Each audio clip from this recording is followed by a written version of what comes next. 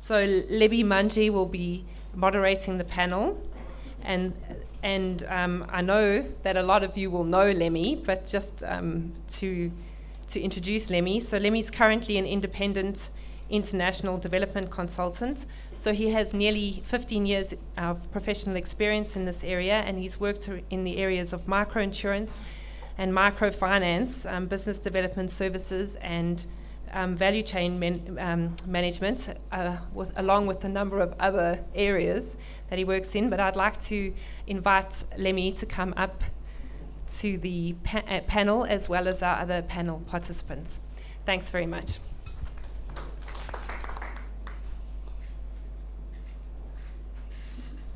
Thank you, Janice, for the opportunity and for the introduction. So the panel is the privileged one, because it has an insurer, and it also has insurer broker, and also it has a reinsurer, and also has someone from the regulator.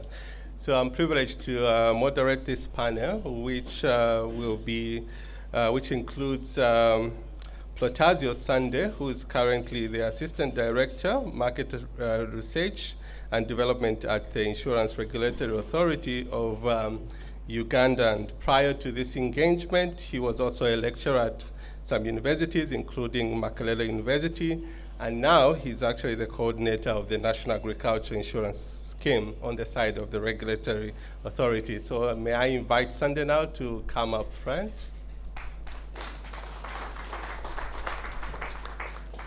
The next panelist is Rahab Karaoke, and she is the managing director at ECA Africa, which provides innovative insurance solutions to farmers across Africa. And she was heavily involved at the start of her involvement in agriculture index insurance with the Syngenta Foundation's Kilimo Salamo project for 5 years. And now she leads, in her role now, she leads the organization in building partnerships across Africa with local regulators, insurers, administrators, and aggregators in terms of reaching out to African farmers across Africa in terms of agriculture insurance. So may I now invite Rahab. The last panelist, but not the least, is Isaac, who I'm privileged to be meeting again after many years. Isaac Mangina is a senior client management and also vice president at Swiss Re Global Partnerships. And at the moment, he's focusing on bridging the gap between the protection gap through public-private sector partnerships and microinsurance programs. Before joining Swiss Re, Isaac was heavily involved in one of the initiatives that also Rahab shares, which is the Syngenta project. And at that time, Isaac was actually the agricultural underwriter at UAP Insurance Limited. So may I now invite Isaac as well.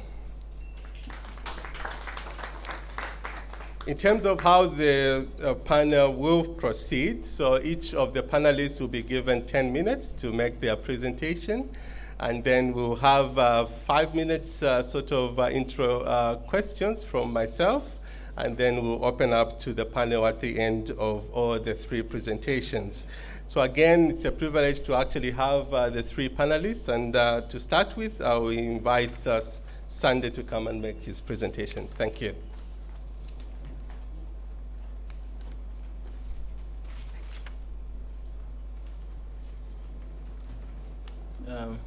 Thank you very much for that wonderful introduction. Good afternoon, ladies and gentlemen. I want to share with you a few insights about the state of agricultural insurance in Uganda. But before I go into the details, I want to start by saying that the subject we are discussing is a difficult one. Difficult when it comes to making it a reality. The story of Uganda's agricultural insurance, started a few years ago. Initially, we had about 2-3 companies that had expressed interest in agricultural insurance. But based on the figures, it was quite a difficult thing. From the earlier presentations, agriculture happens to be a backbone of most of the economies in Africa, Uganda not being an exception. And having noted the experience of the few farms that dived into that area, we decided to engage government into supporting agricultural insurance through premium subsidies. Because we cannot talk of agriculture being a backbone of Uganda's economy, for example. The insurers have tried to provide solutions. The farmers are not able to pay the price. So in the year 2016-17, government was kind enough and provided for a premium subsidy of up to 1.5 million US dollars to help reduce the cost of insurance to the farmers. And this subsidy has been structured into two tiers. The major focus was on small-scale farmers. Initially, we were tasked to explain or to define strictly who a small-scale farmer is, so that government is able to monitor the use of the subsidy. And the agreeable definition was that a small farmer is one who farms up to 5 acres of land, or who generates up to 20 million shillings annually as income from agriculture. That was allowed up to 50% premium subsidy.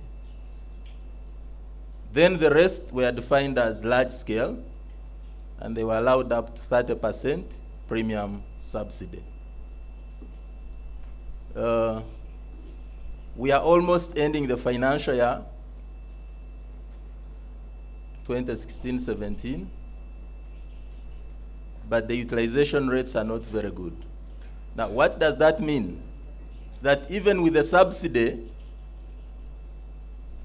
it is a little hard to convince a farmer, and I think Owori and Peter raised the same issues, that getting this farmer convinced to commit some resources to buy a promise, which is also not very clear, is quite a hard task. That's why I started by saying that the subject we are discussing is a complex one. Insurance generally is a complex subject. Now imagine convincing a farmer to put aside money. Now in terms of utilization, it is not actually the small-scale farmers who have expressed interest in this and who have benefited thereafter. It is the semi-commercial and commercial farmers. It is still a little hard to get the real small-scale farmer to whom this subsidy was intended on board. And the practitioners have already started discussions to re-engage government to revise the subsidies upwards from 50% to something else. Because even with this subsidy, the premium rates about 5%. Slightly lower, because without it was about 6 to 7. With the subsidy, it's 5%, which is still very hard for a farmer to pay. It becomes even harder with index. The challenges of Africa seem to cut across. Index insurance is successful when you have reliable data. But the historical data that we have is in bits and pieces, meaning that a lot of estimation, a lot of, so it becomes quite hard. So I am glad that we have convened in this meeting to discuss this particular subject. The potential is big. The demand is big. Uganda's economy, about 80% of Ugandans generate a livelihood from agriculture. Close 70% are employed, directly or indirectly, in agriculture. But this agriculture is dependent on nature, on weather, the climate, up to about 80% or so. Very few farmers have adopted the scientific methods. So when the insurers are assessing the risk, they are looking at this farmer who is dependent on nature, the risk management, the risk control measures are minimal, and they want also to make some money. So how would you balance? How would you create a balance between serving the farmer but also sustain yourself in business? That's a difficult question, and which I think we shall need to address ourselves too. Indeed, the issue of partnership therefore becomes very critical. The National Agricultural Insurance Scheme of Uganda has identified key partners. There is the regulator, and the role of the regulator is mainly to approve the products, like Owor mentioned.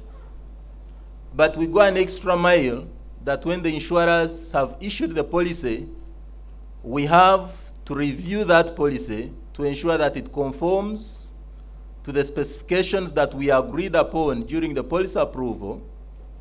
And once we have convinced ourselves that it's in order, then we write to the Central Bank of Uganda, which is currently holding the account into which the premium subsidy was deposited, for the central government to release the money to the insurer in question. So we already have partners providing values. We have the Meteorological Authority on board, the Uganda Insurers Association, which is currently managing the scheme under an established consortium of 10 insurers, but with membership still open to those who are interested. We have the Ministry of Finance, Planning and Economic Development to provide the resources, but also ensure that the resources are properly utilized. We have mobile payment platforms. We have farmer groups. We have non-government organizations with an interest in food security, among others. Now, what do we think will change the game of agricultural insurance in Uganda and perhaps elsewhere? The issue of subsidy is a must, because I have had some discussions, even with very developed economies, subsidies still exist. Ours is still a pilot.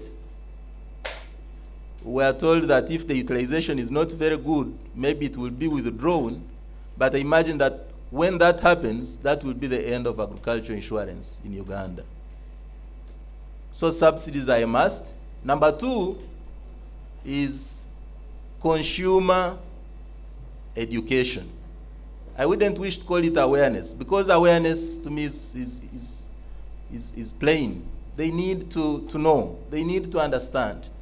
And this goes beyond just informing them. So education is very important. Mass education campaigns. And this requires a lot of resources in terms of investment. Unfortunately, our scheme is tied. It's like tied aid. 0% of that money is spent on education and awareness. The players have to mobilize resources to do that kind of education, and perhaps that explains why the utilization rates are still low. So as we sit here, we have to look at ways of ensuring that the customer is aware. They need to understand, and that requires consistency in terms of the message that we provide to them. Number three, I'm from the regulator, but I think there will also be need for regulatory flexibility. This is a unique line of business, and therefore the general rules may not apply. In Uganda, to be an insurance agent, you need minimum qualification of a certificate of proficiency. That may not prevail for agriculture insurance. Perhaps some other form of insurance that would, of training that would be recognized. Because it's very hard to get these people down to the villages where most of the farmers are. So to improve on the distribution and manage the distribution costs, there will be need for flexibility on the side of regulations that are governing agricultural insurance. There are challenges, certainly, not very different from what has been echoed by the previous speakers. The farmer is a complex consumer. And just one claim, a word mentioned, a farmer has suffered a loss, but you are telling him that because the index trigger did not work, you are not going to be paid. That will kill it. You know, when you do something bad in quotes, it spreads much faster than if this farmer received the payment. So that's one of the challenges. And it can be handled perhaps by the education that we talked about, or combining a combination of the weather and the indemnity insurance, so that if the other side does not pay, there is something small from the indemnity. The other challenge, of course, are the costs associated with distribution. I already proposed regulatory flexibility, establishing a sales points or sales points across the various districts and villages and sub-counties will be very costly on the side of the insurer. And therefore, there will be need for the regulators to recognize other salespersons with minimal basic training to sell this kind of insurance. And thirdly, the issue of funding is a challenge. Funding the awareness, funding the technology. Because if farmers are spread everywhere, how do you collect the premiums? There has to be a platform which can enable communication between the farmers and the insurers. I want to end there for now, and I would be glad to answer some questions during the discussions. Thank you very much for listening.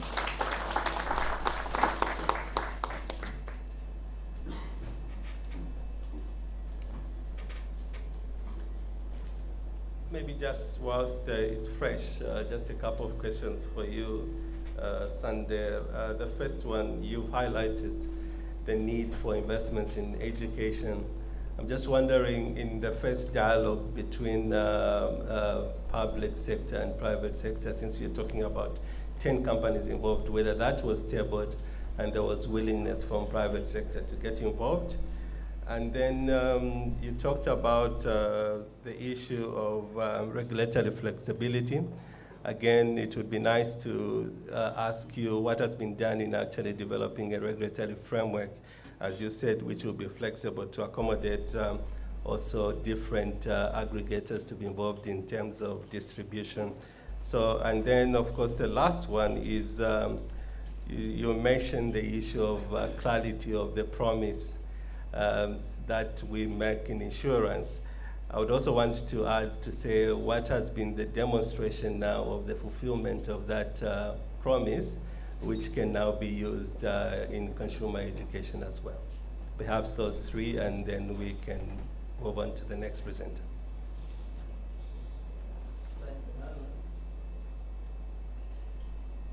The other one, the big button. Okay. Thank you very much, Emmanuel. Beginning with the issue of consumer education. In the design of this scheme, I said that there is a consortium of 10 insurance companies. Now, because there was no allowance to finance consumer education from the subsidy which was provided by government, the various insurance companies entered into a memorandum of understanding where they agreed to pool resources for purposes of consumer education. So that has been done. But, as I said, consumer education requires massive investment. I am not so sure, I'm glad there are some in the house, some insurers from that consortium. I'm not so sure how much of what they pulled has remained. You may be surprised that it did not perhaps take 3 months having been pulled, meaning that the remaining part of the year, there is literally no education that is running.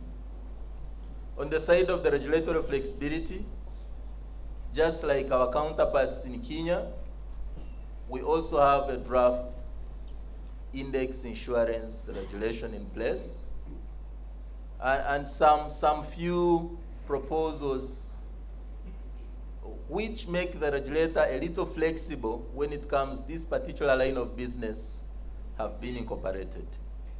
It is a draft, but I'm almost certain that maybe in a few months' time, it will become operational.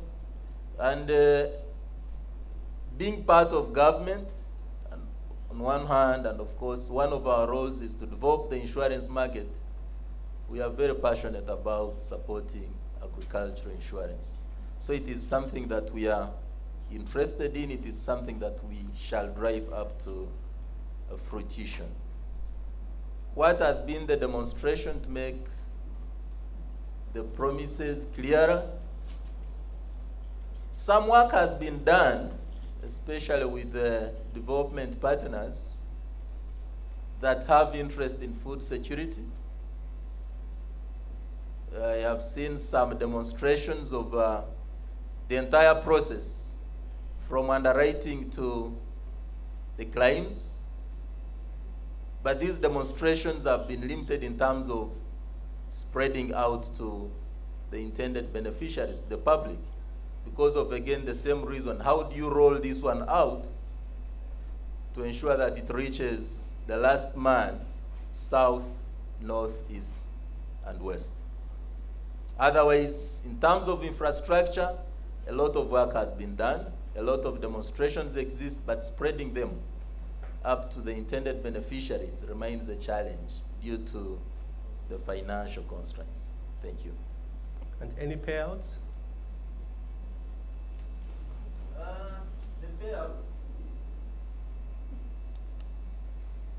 The payouts, there are some insurers in the house.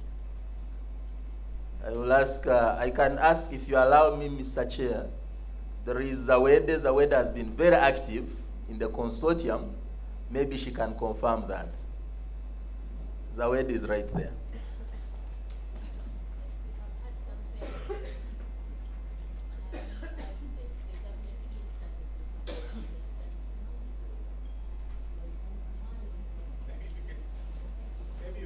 Let's rush to the front so we can just use this mic.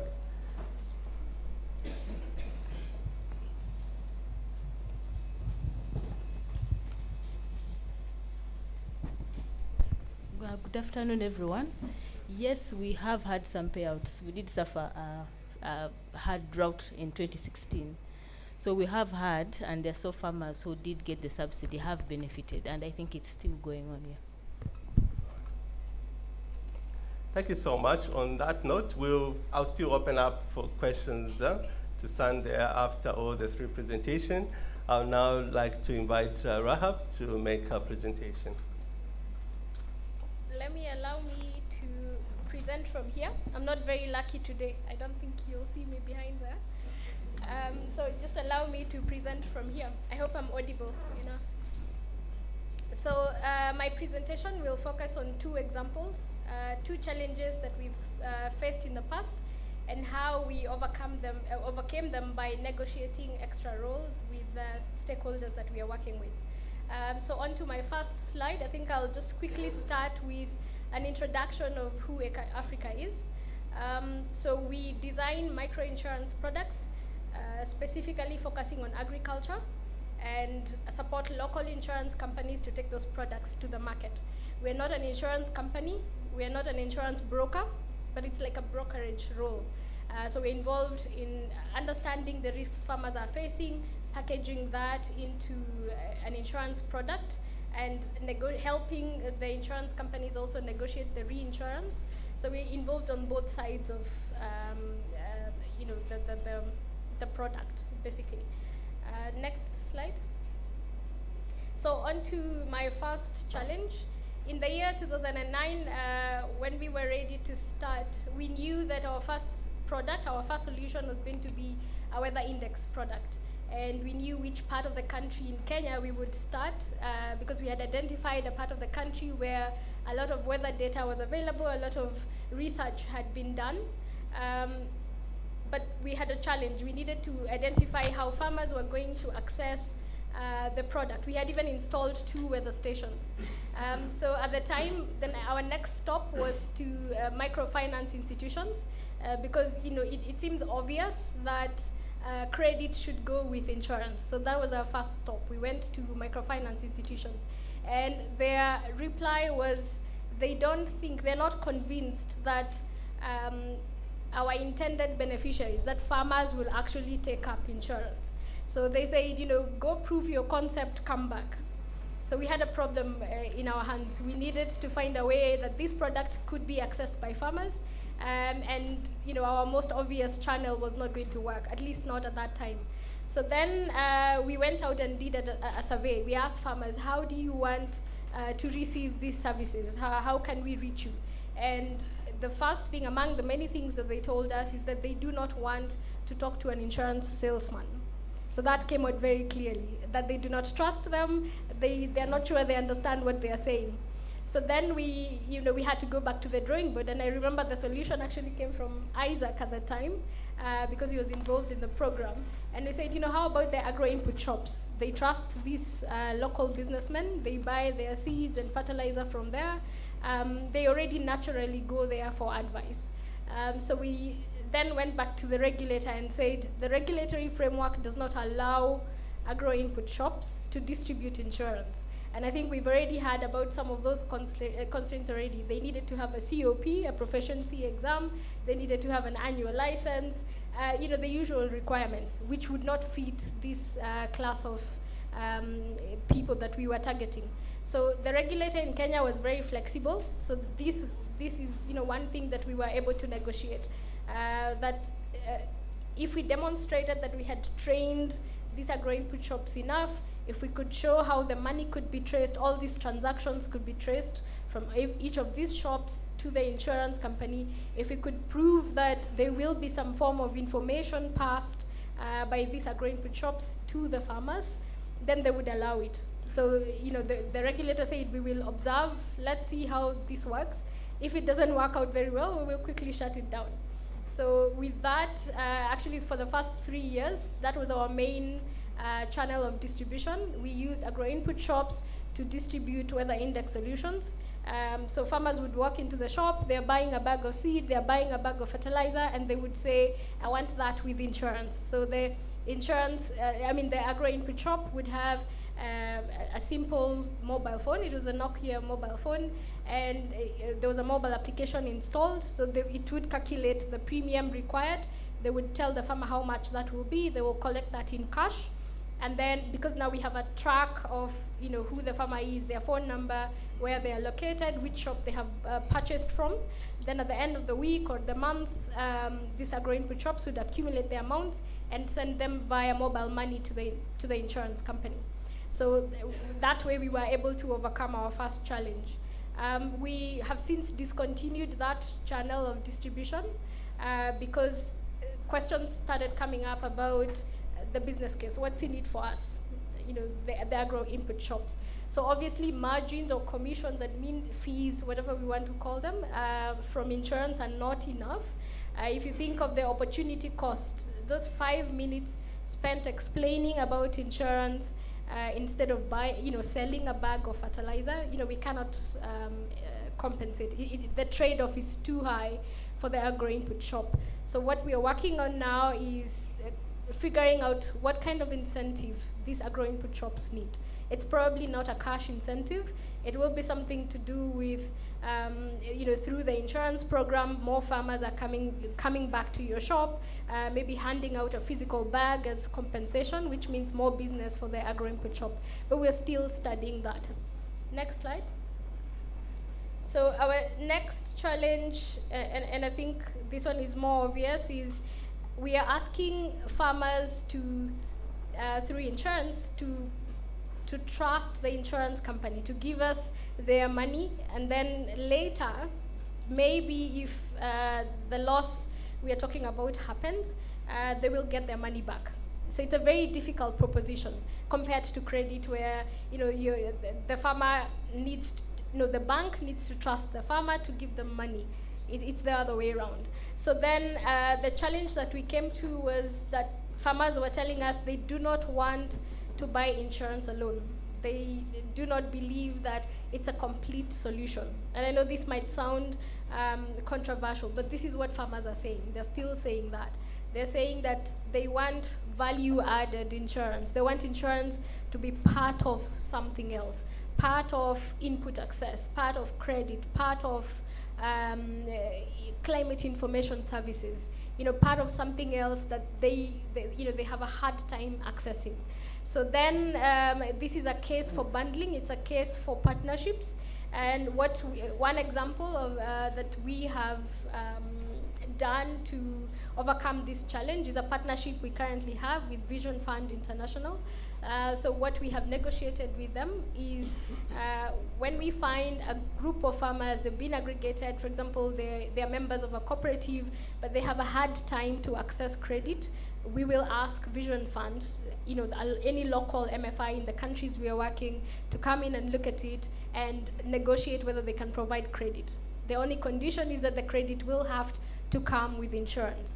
Now you realize what I'm saying is that farmers were looking for credit, not insurance. These farmers are already aggregated, they're already producing for a known market, or they're organized for one reason or the other, but they are lacking access to credit. So the MFI then makes it a condition that the credit will have to come with insurance. So that way now the insurance is part of something the farmer is looking for, and it's a partnership that works for us. It's a win-win for everybody. So I guess for the case of bundling, there are many other examples. There are other unlikely partners that we could think of. We have discussed the possibility of medical insurance being added to the seed insurance that we are providing. We have the plans to look at epidemics being added to crop insurance, and many other plans. We've had life insurance being added to dairy insurance, partnerships with organizations that are providing farmer profile information, or just a farmer profile service, and looking at how insurance information can be added as part of the SMSs that they are sending to farmers as a value add. In conclusion, my last slide, and I think there's not much to say here. Peter had a good slide that showed the orchestra of all the parties involved. I was just going to mention that the way we are looking at it is that there are 5 classifications of the many different partners that are involved in this sector. And we've already seen the long list from Peter. But what we are seeing is a gap that these different layers at the macro level, at the meso and the micro level, are not very well coordinated. There's a lot of work happening at the public sector, at the with the development banks and people who are financing weather index solutions. There's a lot that's happening in the middle with the knowledge creators, with data providers really working towards improving their solutions, but not enough happening with those on the ground who are actually talking to farmers. So what I would ask for is that coordination and more synergies in connecting the work that's going on, or the efforts that are going on. Thank you.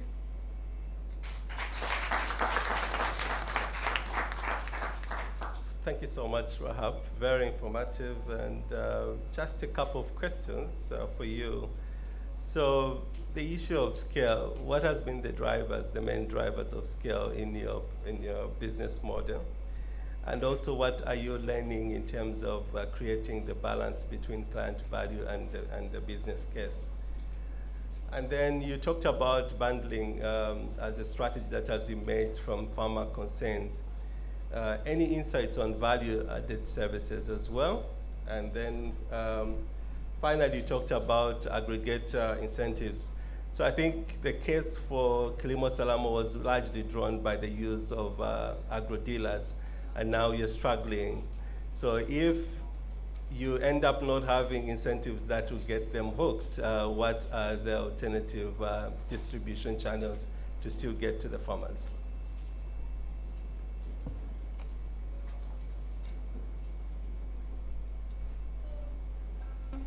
The question of scale is a difficult one because we are still trying to figure it out. We are still trying to get to a point where farmers will knowingly and willingly buy an insurance product that is fairly priced, in which case we can say we are getting to a point of scale. But over the last 8 years, we have reached over 1.3 million farmers cumulatively, and last year alone we reached 465,000. So we can say that we are learning a lot in the process, and what has seemed to be driving this kind of uptake is partnerships. We do not talk to individually, these 500,000 farmers. So what we have done is to create partnerships with aggregators, different institutions who we think insurance would add value to what they're doing. So what we have done is to look at the seed distribution, fertilizer distribution, value chains, to look at off-takers, and also to look at credit, financial institutions. And so there's still a long way to go in just tracking all the different services that farmers are accessing and making sure that we are maximizing those opportunities. But even after we are done with that, you realize that there are more farmers who are not taking credit, farmers who are not part of a cooperative, farmers who are not buying a hybrid seed. So the masses are out there. And to get there, we really have to figure that out. I think someone mentioned in the conference, the main conference that was going on, that it will include trust, it will include accessibility, it will include affordability, it will also include awareness. So this is an effort that I think cannot be done by one organization, cannot be done in 1 year. It's going to be a continuous effort. I think the most important thing is that we are learning, and people continue learning and continue being patient. As long as we are seeing that things are moving in the right direction, I think we will get there. So your other question was about whether we are seeing a balance between client value and the business case. I think naturally it has to happen. Because if we only drive the business case, no one will buy. And if we only drive client value, there will be no suppliers for these products. So we are beginning to see already that access to these products is improving. The premium rates are coming down. When I reflect on what our first products cost, I think it was somewhere on average of 15%. So it has come down from 15% 8 years ago to now an average of 5%. And the main thing is that we have to keep negotiating that the farmer is insuring more, that we are seeing volumes, because the insurance company and the reinsurers want to see that. I think one observation is that even if you pick 5 farmers who are accessing insurance right now, they're probably just insuring 10% of what their total exposure is. They're just trying it out. So what we are having is conversations with farmers about, you have 5 cows, why would you only insure 1? How do you pick the one to insure? What could happen to the others? Yeah. So, we are trying to drive the conversation towards, even with the numbers we have, even with the farmers we have, can they insure more? Can they just insure the expected output, not just seed? because it looks like a big success, but most of them are just insuring seed and fertilizer, which is just a third of their total exposure. So when these discussions then naturally bring the trade-off of getting the premium to be lower because the volumes are improving. It's becoming a better business case for the insurance company. The other thing in relation to the business case is recognizing the different partners involved in the value chain and making sure that there's something in it for them. So if you're working with cooperatives, with other aggregators, there will be an admin fee. There is a cost of aggregation. So it's finding what their business case is and how insurance actually adds value, why they need to add insurance to their service delivery. But we are seeing that happening now. We've had negotiations with veterinary officers about if they will reduce their cost of valuations for the cows, then we will add a commission that they will take away for every cow insured. So those conversations are happening. Your other question was about alternative distribution. So yes, Kilimo Salama was known for the work we were doing with the agro input shops. In the third year, when we were phasing that out, we started trying out a different model. So we started trying the aggregator model, basically, where we went back now to the financial institutions and told them, I think we have proven our point.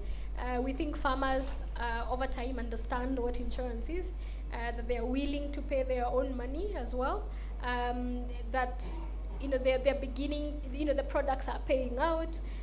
So the financial institutions now started incorporating insurance into their program. So we have quite a number of banks and MFIs who are offering insurance through the credit that they are providing.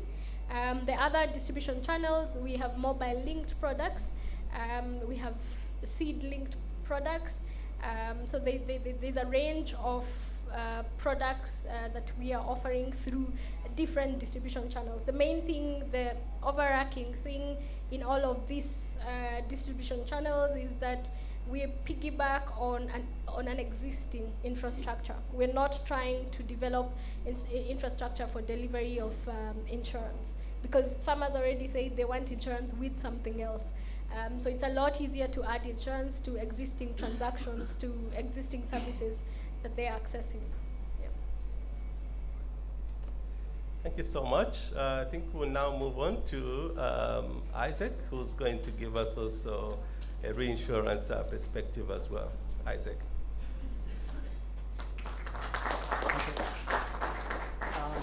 Thank you, Lemmy, for giving me this opportunity, and good afternoon.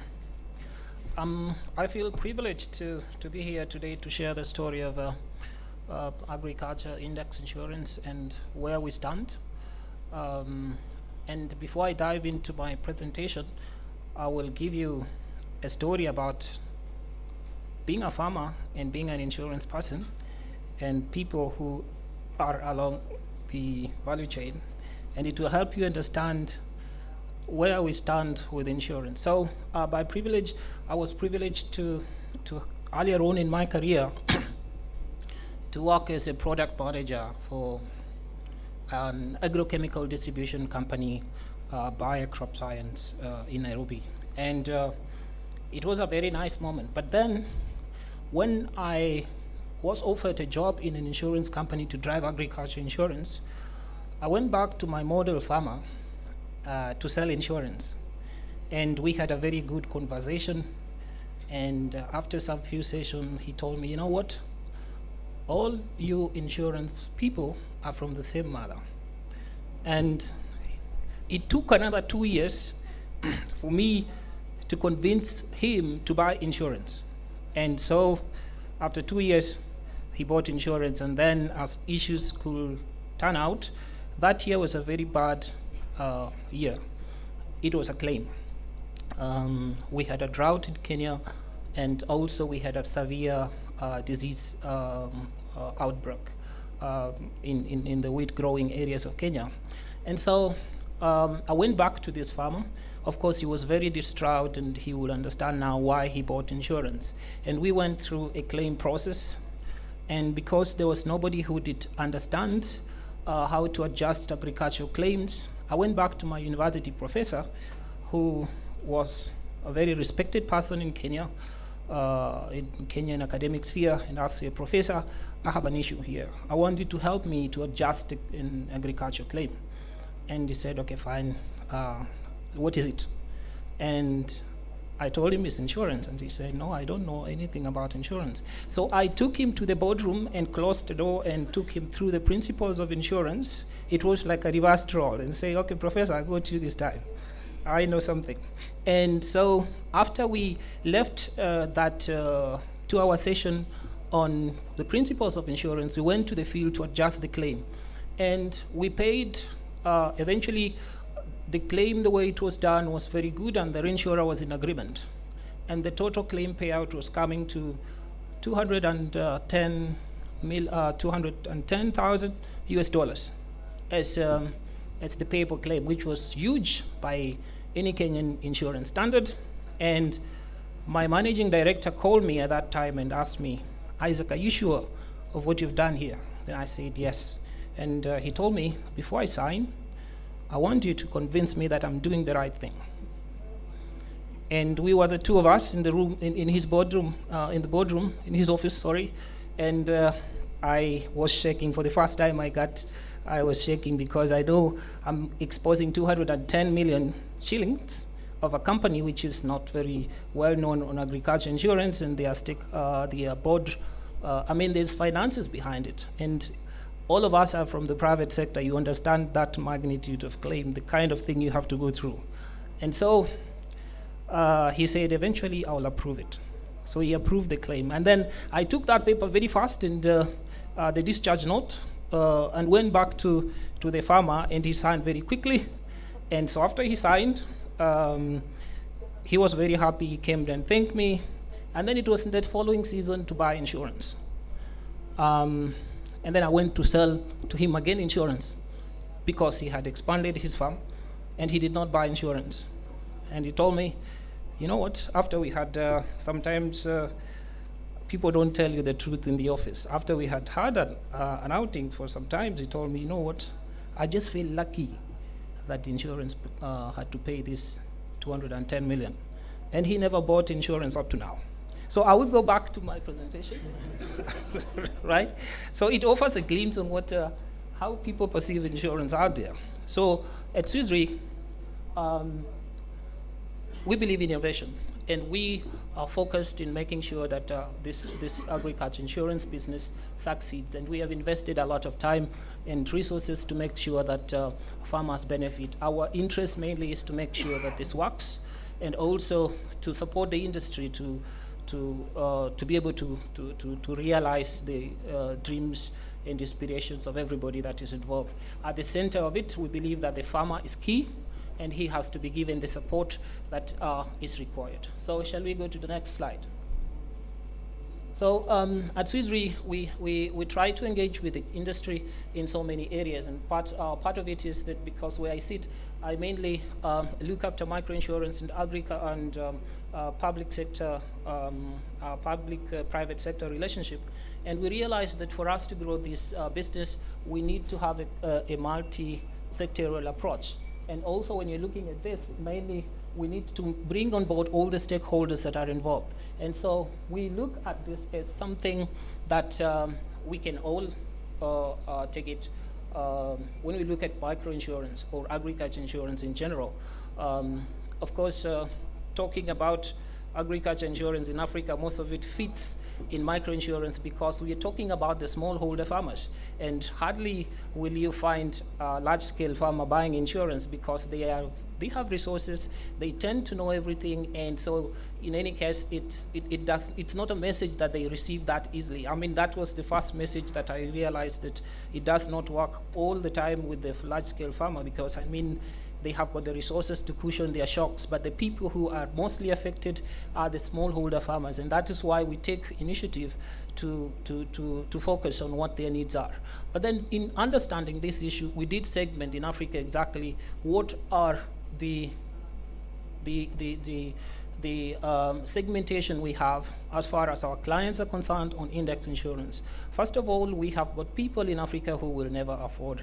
All of us are fighting for a very small piece of insurance, market, which is around 100 million people in the whole of Africa. But then we have got another segment of around 400 million people who can afford insurance, and that is where most of the farmers will fall. But then also we have got another segment which is around to another 400 million people which can never afford insurance because they live below $2 per day. And so those are candidates for social protection programs, and that is when government comes in. So we're looking at macro level. We can look at our solution providing for this. We look at it macro level where we engage with governments and say, okay, we can propose maybe a drought hedge for a country. And then also we go to another level where we're saying, okay, fine, what else can we do? We can have government-sponsored programs, and I think in Nairobi or in Kenya, we have CLIP program, which is a very good an example for what I'm talking about. And we have had a lot of interest across Africa. It is coming out that countries like Ethiopia are doing very well, and I think tomorrow you'll hear a lot about what Oromia is doing. We're having discussions even in South Africa, Uganda. This discussion about countries or governments becoming more accountable or willing to do something to their peoples becoming much more practical and much more like a reality. And so we are supporting that as an initiative. And so we also have got the bottom pyramid, which this may essentially will be something that they cannot be able to buy insurance on their own. So when you're talking about agriculture insurance, there are people you will sell an index insurance policy to, you propose an index insurance policy to, and they will never buy because that is not their priority. So as the private sector, we have a challenge to efficiently reach out to this market and see what we can develop. And that is why we think that classifying these people becomes a very critical element for achieving scale if we have to grow this market. Next slide, please. So there are just various examples of index insurance programs that we have, starting from Ethiopia, Kenya. Index insurance is not a new concept. We have a lot of progress in Kenya, and that you can see from here what we are doing at the moment. Most of the time we talk about stories about India. Yeah, India is a good story about index insurance, but also as Kenya or Africa, we have got a responsibility to drive these new innovations. And so as we take charge of our own affairs to make sure that the solution we develop here can work here, because there is no copy paste. As Swiss Re, we have got opportunity or ability and resources to compare what, for example, happens in Mongolia and bring it to Nairobi or bring it to Kampala. But it doesn't work that way. We work with we see that solutions that have got potential to grow are homegrown all the time.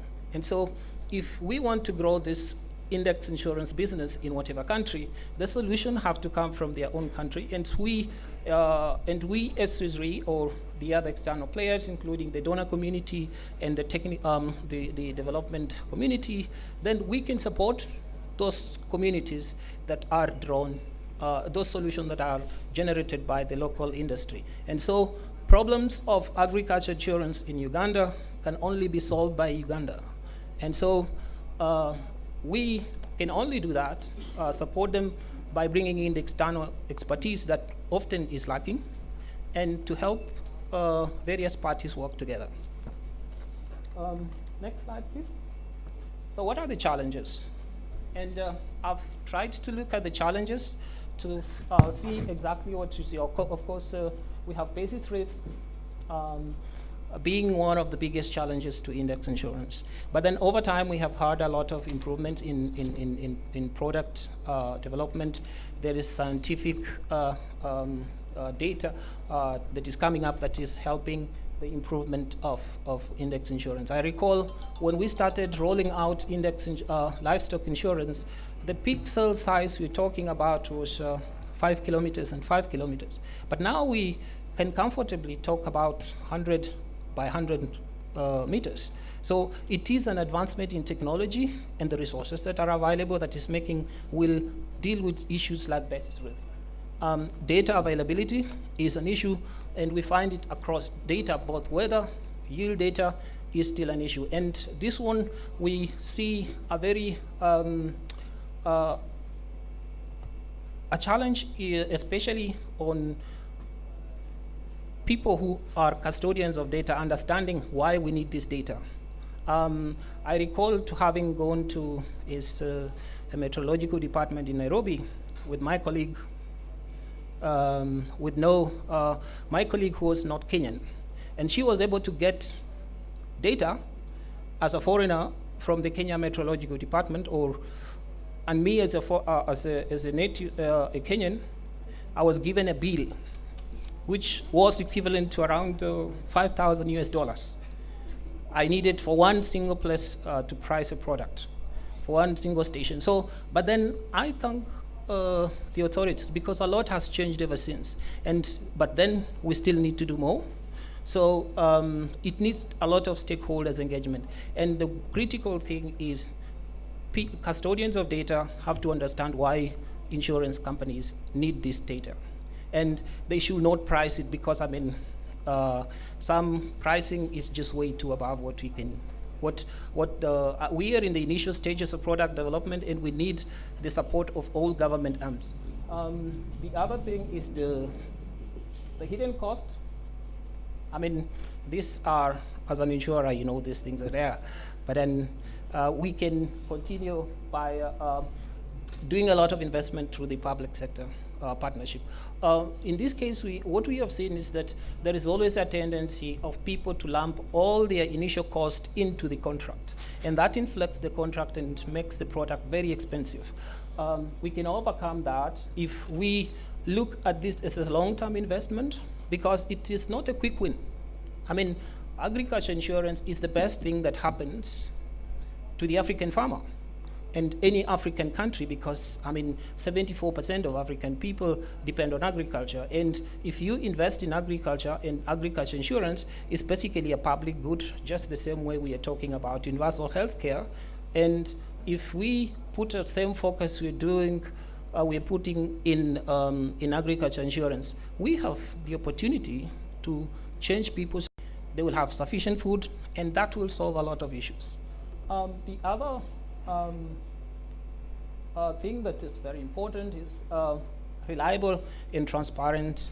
This touches on something to do with credibility of how do we access our claim process?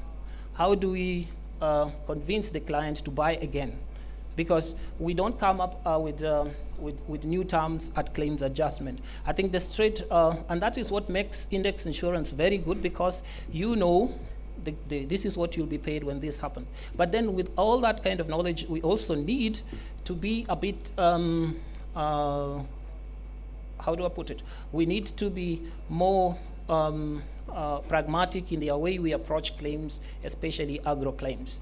I was having a discussion this afternoon about a farmer who insured his crops, but then because the wildebeest missed their migration routes, he sold his crop of around a crop that was valued something to do with $10 million US being destroyed by wildebeest in a matter of 2 hours. And so, but then he had bought insurance, but then going back to the same this person and telling him that, okay, fine, this was excluded, and leaving at that, really that discourages people.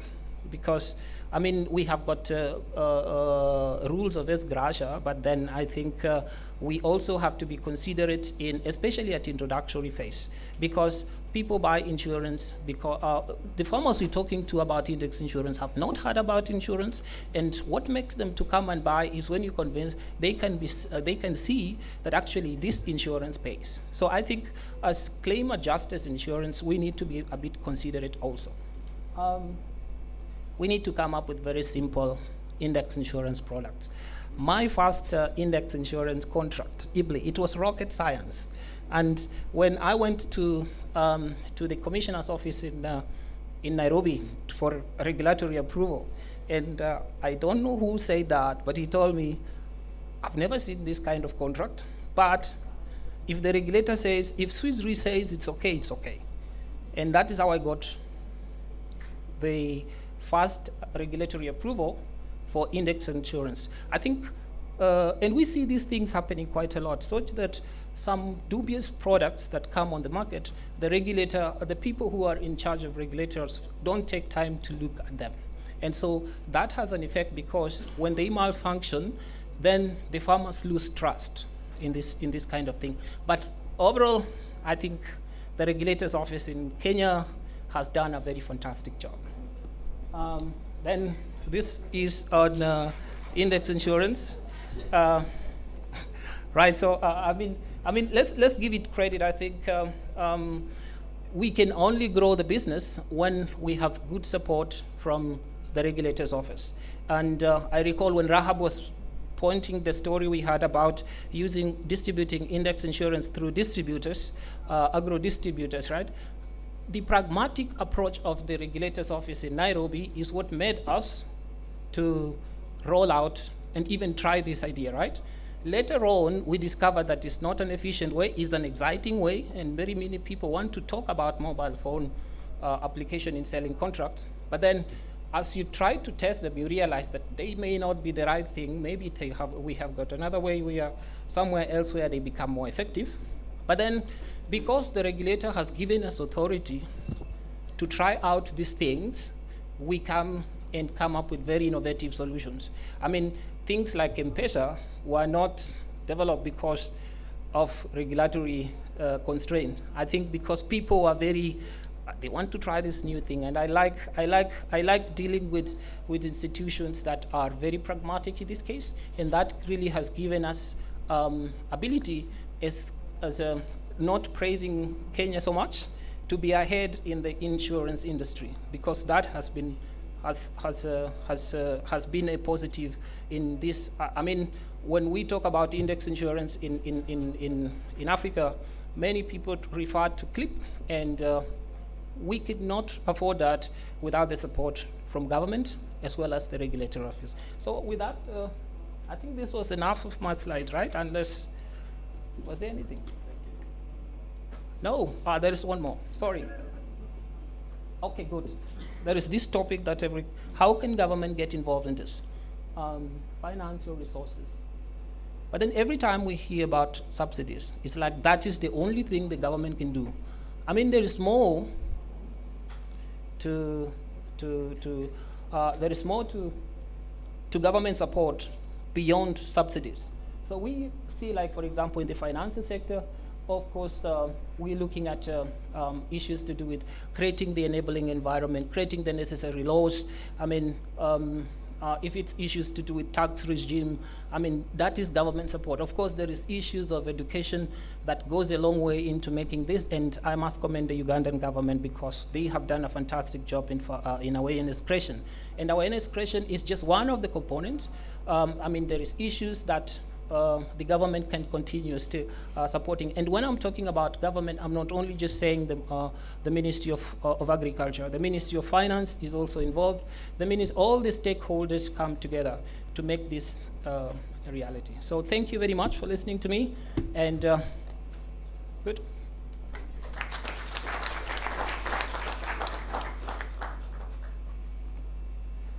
So when you see the organizer of the conference coming to the front to the moderator, the negotiation is about time. So we've run out of time, and I'm going to trade in my slot of questions for Isaac to 3 questions from the audience, and you're free to ask Isaac, Rahab, or Sande. So can we have those 3 questions now? Okay, there's one hand there. Do we have the microphones? Okay, so there's one there, there's one here. Should I get the third one? and one there. Okay. Bonjour. Mettez vos casques parce que je vais parler en français.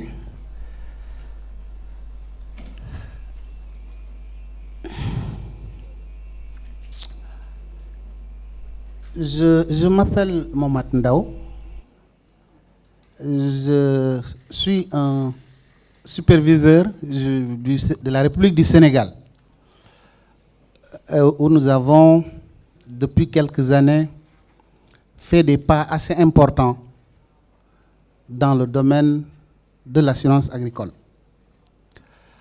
Je n'ai pas de questions pour vous, parce qu'on m'a posé des questions auxquelles je n'ai pas pu répondre, et je suis sûr que vous ne pourrez pas répondre, et personne au monde ne peut répondre dans le domaine de l'assurance indicielle.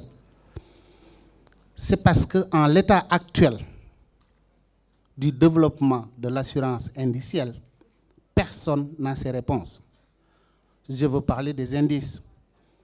Nos jeunes modélistes qui travaillent dans les universités, différentes universités africaines ou européennes ou américaines, sont en train de travailler peut-être sur les indices mixtes pour pouvoir avoir quelque chose de fondamental, c'est-à-dire la confiance dont on a parlé tout à l'heure. Je pourrais parler pendant plusieurs heures de l'assurance agricole, conventionnelle ou indicielle, mais tel n'est pas le sujet. Je voudrais partager avec l'auditoire quelques convictions très fortes sur le développement de l'assurance agricole. L'assurance agricole, le paysan, quelle que soit la couleur de sa peau, quel que soit son lieu de résidence, raisonne de la même manière. Et ça, c'est des visites de terrain qui m'ont permis. Mon ami Peter Red a peut-être été quelqu'un qui a participé au financement de beaucoup de voyages d'études que nous, Sénégalais, avons fait à travers le monde. Je veux citer l'Inde, etc., mais ce n'est pas là l'objet. Donc le paysan, il ne peut pas avoir confiance en l'assureur traditionnel parce que ce qu'il avait vu auparavant dans l'assurance classique n'est pas identique. L'assurance agricole ne peut pas marcher sans les subventions. Dans la salle, je ne sais pas qui a un champ ici. On aurait pu inviter le président de l'association des agriculteurs d'Ouganda, s'il en existe un ou deux. Il vous aurait posé des questions très directes. Ces agriculteurs-là ont des préoccupations.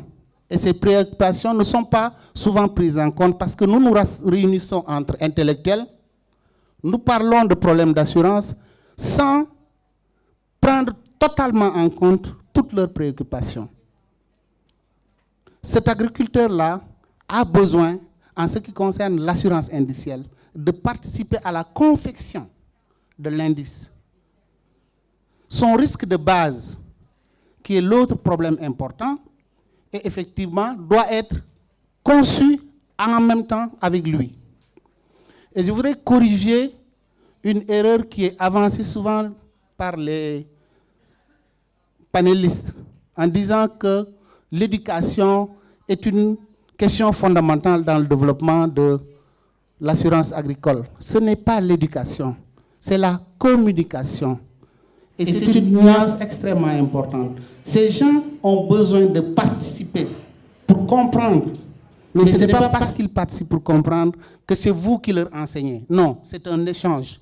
C'est pourquoi c'est une communication. Ce n'est pas de l'éducation.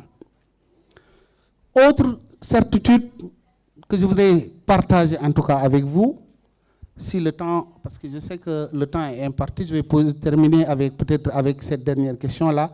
C'est sur le rôle du régulateur. Moi, je suis un régulateur depuis presque 25 ans. Depuis 2011, je ne m'occupe que de régulation en matière d'assurance agricole.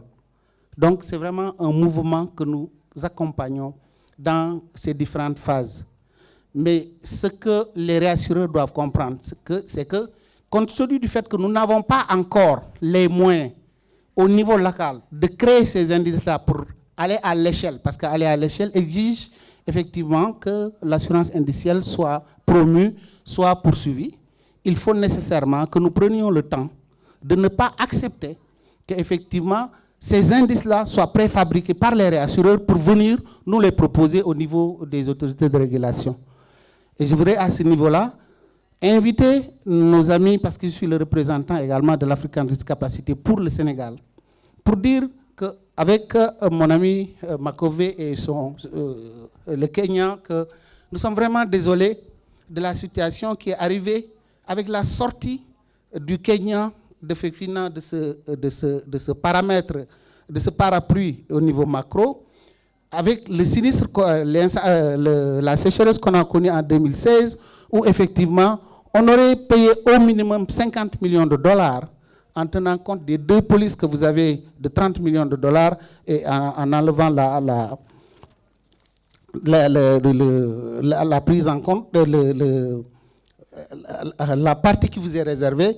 Et véritablement, je pense qu'il faut avoir cette approche holistique, l'African Risk Capacity, pour effectivement régler les problèmes au niveau macro, au niveau méso, avoir des compagnies d'assurance avec des banques agricoles, des réassurances agricoles locales pour développer ce niveau méso et au niveau micro, développer cette assurance-là. Voilà un peu les certitudes que je voulais partager avec vous. En tout cas, pas des certitudes, mais des points de vue que je voulais partager pour dire qu'il faut avoir de l'espoir. Ce n'est pas parce qu'il y a des difficultés que nous devons perdre espoir sur le développement de l'assurance agricole. Ça va se développer, Inch'Allah. Merci.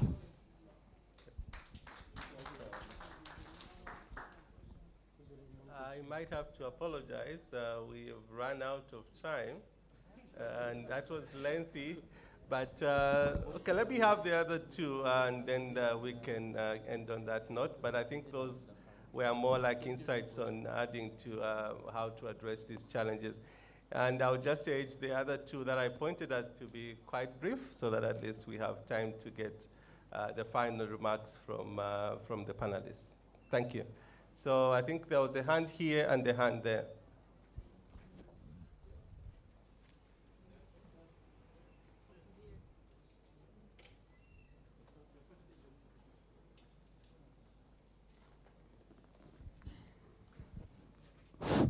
Thank you, Chair, for the chance to make a contribution to the presentation made. I had 2 issues to share. One relates to the essence of agricultural insurance. From all presenters, it appears that the issue, the essence of agricultural insurance, to the large extent, it's about food security. I had a meeting with the Tanzania Chamber of Commerce and Agriculture the other day, and they're saying if the issue of insurance, agricultural insurance, is about food security, it is not the insurance which will help. And I want to reason with you together here to see what will be. They're saying the issue will be water. If you give us water, we will have good agriculture, we'll have return from the agriculture. So I'm thinking from insurance perspective, how would you bundle that? Because right now in the index insurance, you are talking about insuring the weather problem.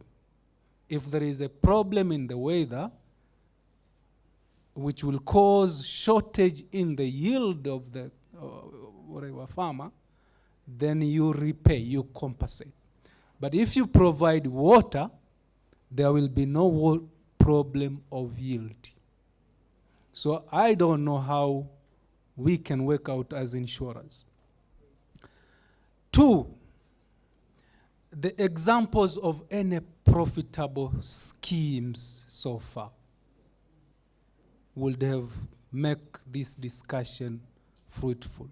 Is there any examples of profitable schemes and to what extent that profit has been achieved in which countries? Because asking resources from the government in Africa is a high toll kind of a job. So I will suggest to discuss if there is any profitable schemes from the panel. And the last thing, two last things, Chair, if you may allow. I wanted a clarification from our Kilimo Kwanza initiative. The premium levels so far. What are the premium levels of the initiative? And out of 3.5 million farmers, how many get some paid out of that? And the last thing is,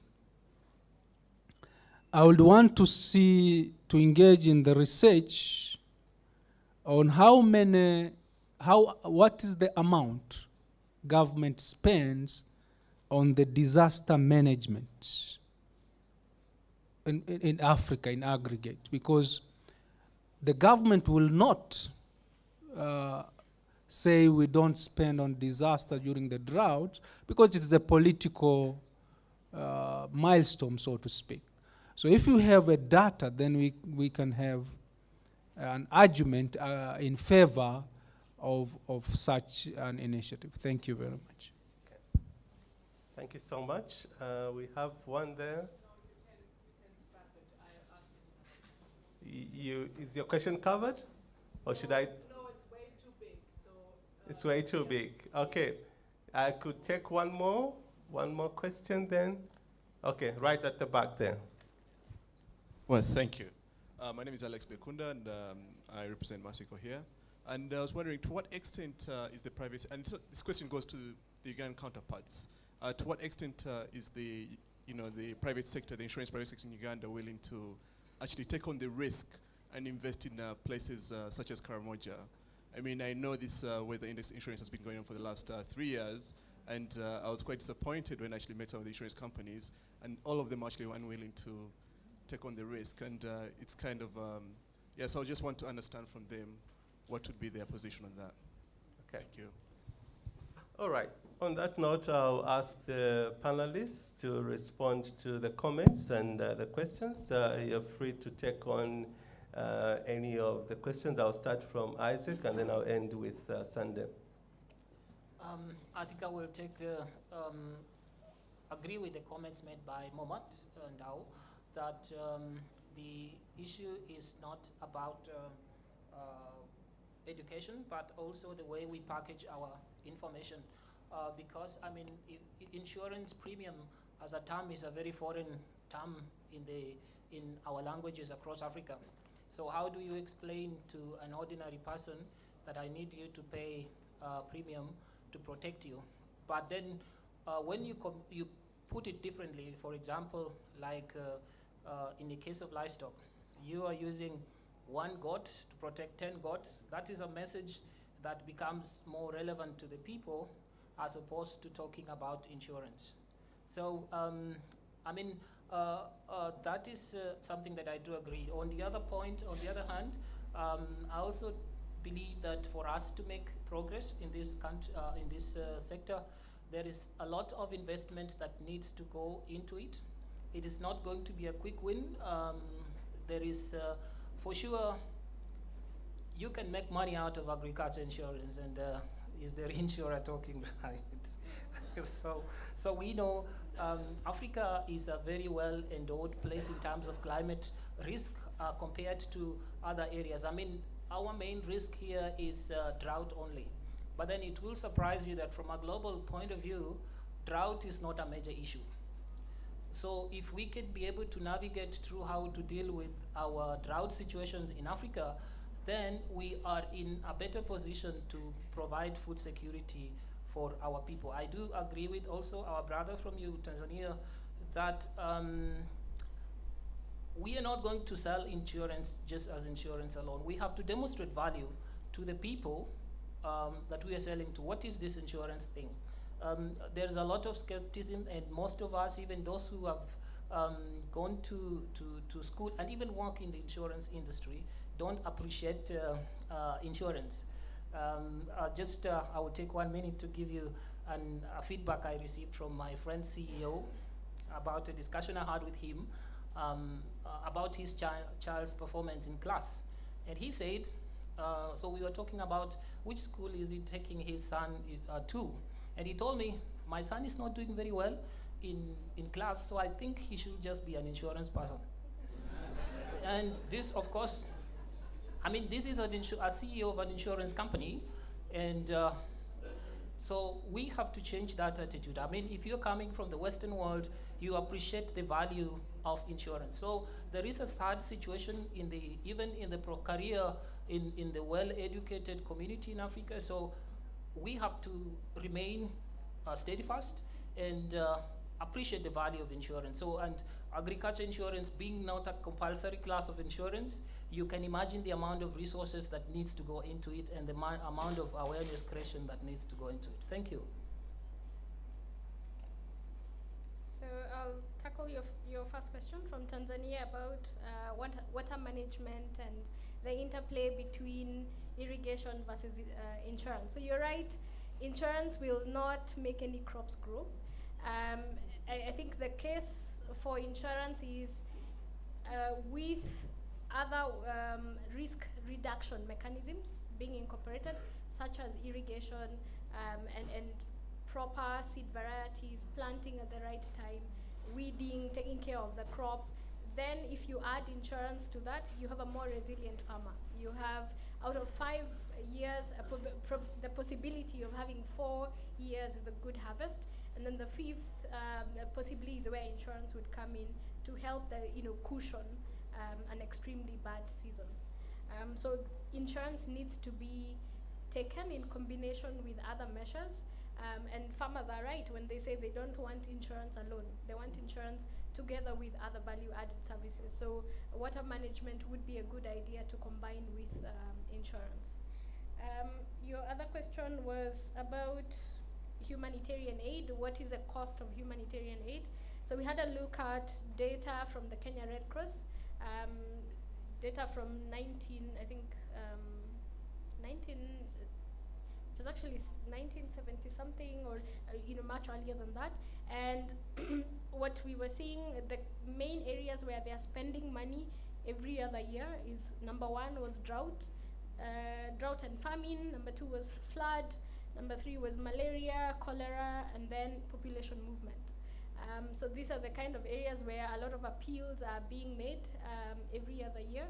And the data seems quite representative if you look at the rest of Africa as well. So have a look at their website, and there's quite a bit of data there.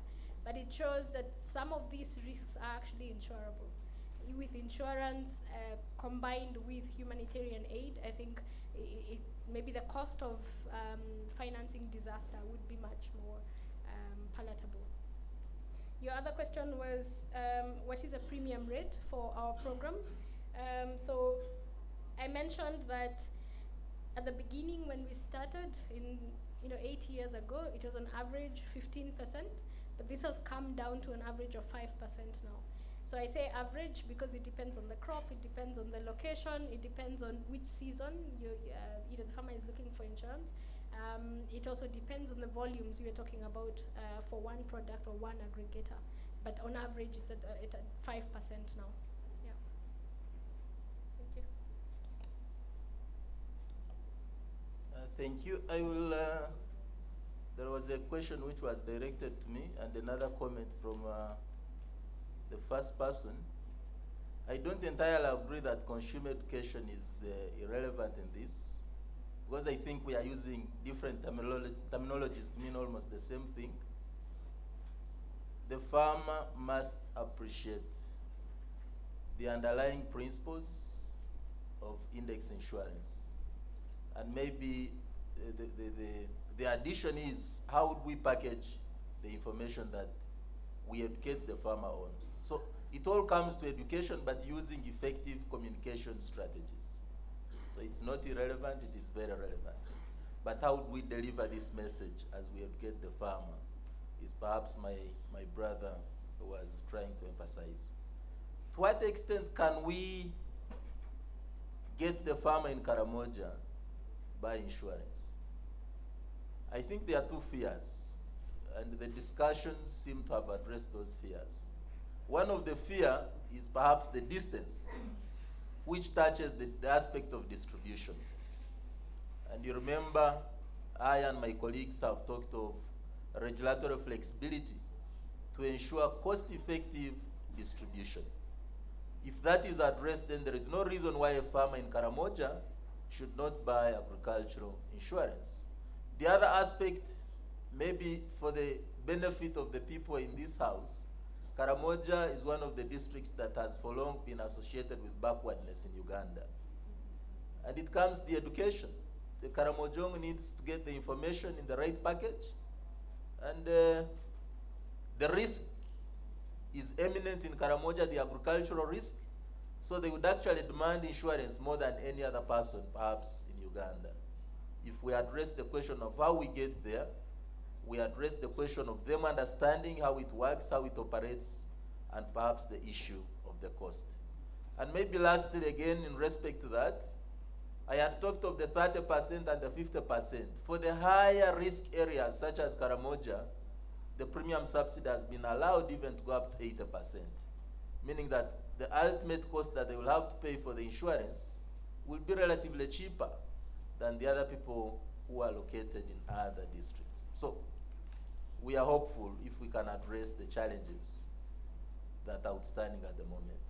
Thank you. So let me end on the note that I think Sunday actually began with, that this is a complex issue, but we've seen both private sector-led initiatives as well as a combination of private sector and government. And there are a number of success stories we've seen in Asia. I mean, most people talk about India as one of those examples where the government is actually pushing forward this. So I think it's possible. And with complex issues, you always have to find a way of actually navigating until you get success. I think at the beginning also the opening speech talked about opportunities for innovation, technology applications, and so on. So let me just end on the note that if you have a question or you still have an issue that hasn't been conclusively discussed, we have an opportunity in the next 2 days to address that, even in the next session. Thank you very much.